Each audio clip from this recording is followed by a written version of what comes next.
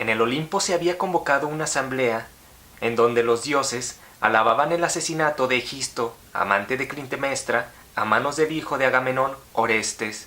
Sin embargo, Atenea tomó la palabra y dijo que le preocupaba el destino de Ulises, pues se encontraba en una isla secuestrado por Calipso, una ninfa, hija del titán Atlas, y que además Ulises suplicaba regresar algún día a su tierra natal. Zeus le da la razón a su hija Atenea y ésta propone enviar al dios Hermes, mensajero de los dioses, para que le ordene a la ninfa Calipso liberar a Ulises, mientras ella se encargará de visitar en Ítaca al hijo de Ulises, Telémaco, para motivarlo al encuentro de su padre. Una vez dicho esto, Atenea tomó la forma de Mentes, el rey de los Tafios, y llegó a Ítaca al encuentro de Telémaco. Telémaco lo recibió, pues ya estaba acostumbrado a acoger a extraños en su casa, pues el palacio de Ulises estaba plagado de pretendientes de su madre Penélope y mujer de Ulises, hombre al que por cierto todos creían muerto. Pero Atenea le reveló a Telémaco que su padre seguía con vida y aconsejó a que corriera del palacio de Ulises a los pretendientes de Penélope y que fuera tajante. Y así lo hizo, pues Telémaco les instó a dejar de saquear su hogar, de lo contrario invocaría a Zeus para que éste le vengara. Ahora bien, un pretendiente le increpó que su madre Penélope jugó con el corazón de sus pretendientes cuando ella había dicho que elegiría a uno de ellos una vez que terminara un tejido.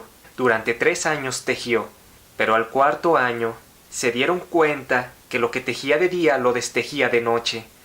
Así que no serían más engañados y no retrocederían de sus pretensiones hasta que Penélope, su madre, no eligiera a uno de entre ellos como esposo. Pero Telémaco insistió que si no se iban, invocaría una maldición de Zeus sobre ellos, y cuando hubo dicho esto, 2 aves de mal agüero volaron sobre sus cabezas, pero aún así no dieron crédito del augurio.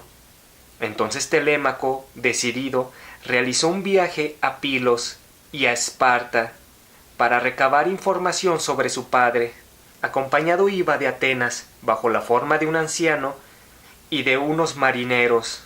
Cuando llegan a Pilos, interrogan a Néstor, compañero de armas en la guerra de Troya de Ulises, y éste les contó que cuando Troya fue derrotada, Agamenón y su hermano Menelao tuvieron una discusión sobre lo que tenían que hacer, pues Menelao proponía partir inmediatamente de vuelta al hogar, mientras Agamenón quería quedarse para realizar sacrificios en honor a Atenea y apaciguar la ira de la diosa cuyos templos en Troya habían sido ultrajados por ellos.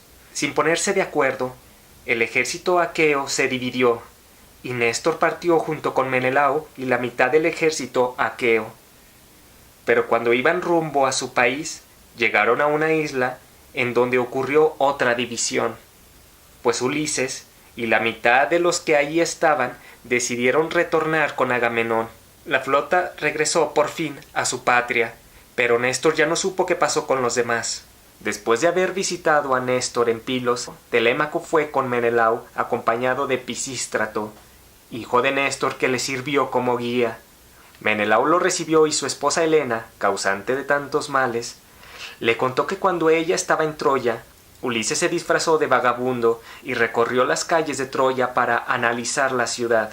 Helena lo reconoció y le prometió no revelar su identidad a los troyanos, pues Helena deseaba regresar a su patria. Entonces Ulises regresó con los aqueos para contarles los secretos que había descubierto.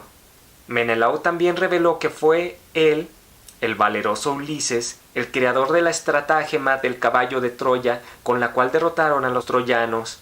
Atenea interrumpió la estadía de Telémaco en el palacio de Menelao para advertirle que necesitaba regresar de inmediato a Ítaca, pues su madre Penélope estaba siendo presionada por su familia para casarse con uno de sus prospectos. Telémaco se dispuso a partir a su hogar, sin saber que en Ítaca los pretendientes de su madre Penélope pensaban asesinarlo. Sabiendo esto, Atenea se lo informa a su padre Zeus, y el dios ordena a su mensajero divino, Hermes, a que informe a la ninfa Calipso que retenía a Ulises en contra de su voluntad, que lo liberara. Hermes le avisó a la ninfa que debía liberar a Ulises y no tuvo otra opción que obedecer. Ulises, liberado por Calipso, construyó una balsa con la cual se embarcó. Después de 3 semanas aproximadamente, y no sin pasar penurias causadas en el mar por Poseidón, Ulises arribó a la tierra de Feacia. Al llegar se encontró con la princesa Nausica, hija del rey de Feacia, Alcino. Una vez en su palacio fue recibido y acogido, y Ulises le contó a los reyes cómo había llegado a sus tierras. El rey hizo un banquete y mandó llamar a un aedo para que cantara con su cítara. El aedo entonó un canto que refería el amorío del dios de la guerra, Ares, con la diosa de la pasión, Afrodita. La balada relataba cómo el dios Vulcano, esposo de Afrodita, sospechaba sobre el amorío de su esposa con Ares, de manera que Vulcano les preparó una trampa y cuando los dos amantes se disponían a estar juntos nuevamente, Vulcano los atrapó infraganti y mandó llamar a los dioses para que se burlaran de ellos. Las diosas por pudor no asistieron, pero Poseidón, Apolo y Hermes se carcajearon ante el espectáculo, aunque al final sería petición de Poseidón la liberación de los dioses amantes. Ulises le pidió a Aedo que cantara ahora la historia del caballo de madera de Troya. El cantante narró cómo los troyanos arrastraron hacia su acrópolis un caballo de madera gigante en cuyo interior se encontraban los guerreros que destruirían Troya. El destino del caballo de madera estaba dividido, pues algunos troyanos querían su destrucción, otros conservarlo para ofrendarlo a los dioses. Al final, prevaleció la última opción para desgracia de Troya. Ulises sollozaba recordando las tragedias de la guerra. El rey de Feacia, Alcino, le preguntó la razón de su llanto, y Ulises le revela que fue él y sus astucias las que destruyeron Troya, pero le reveló también que después de partir de Troya arribaron a un lugar cuyos habitantes vivían solamente de comer el néctar de una flor, con la cual la compañía de Ulises fue seducida. La compañía de Ulises quería quedarse a vivir allí por siempre, disfrutando el néctar de tal flor. Ulises los tuvo que amarrar para llevárselos, pues parecían adictos a la miel de aquella misteriosa flor que habían probado. Después llegaron al país de los cíclopes. Ulises ordenó a la mayoría de su flota que permanecieran allí mientras él y 12 compañeros averiguaban el lugar. Ulises se llevó consigo un recipiente con vino.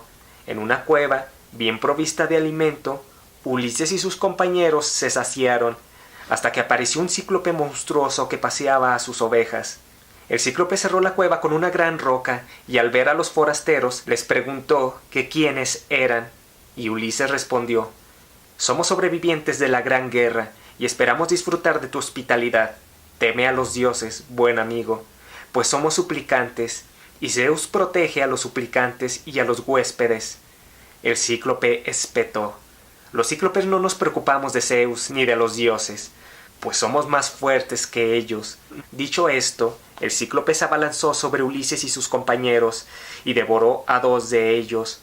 Ulises pensó en atacar al cíclope y matarlo, pero si lo hacía, todos morirían, ya que serían incapaces de mover la gran roca que cerraba la entrada de la cueva. Matar al cíclope significaba que todos morirían. A la mañana siguiente, al despertar, el cíclope devoró como desayuno a otros 2 compañeros, y abriendo la cueva se llevó a su rebaño. Al regresar en el atardecer, el gigante metió a su rebaño en la cueva sin olvidarse de cerrarla con la gran piedra, y se comió a otros 2 compañeros de Ulises, y para el anochecer, a otros 2. Ulises le obsequió el vino que llevaba, y el cíclope se tomó implacable todo el vino. Ulises, con mucha astucia, le dijo al cíclope, cuando éste le preguntó por su nombre, que él se llamaba Nadie.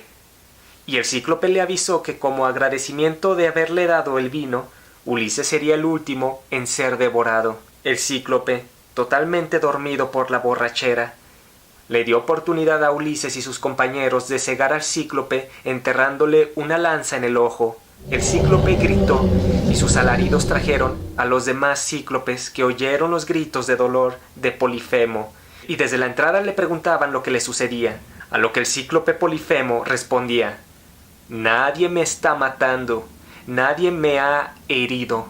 Los gigantes, confundidos, se marcharon, pues pensaron que nada podían hacer, pues nadie le había hecho nada, sin percatarse obviamente que nadie era el nombre que Ulises se había adjudicado. Polifemo, ciego, abrió la cueva y, tanteando a las ovejas, las soltó a los prados. Pero Ulises y compañía se ataron al abdomen de las ovejas y lograron escapar de la cueva. Cuando Ulises y sus amigos se reunieron nuevamente en los barcos con sus otros compañeros, antes de partir, vieron que Polifemo se encontraba en la isla.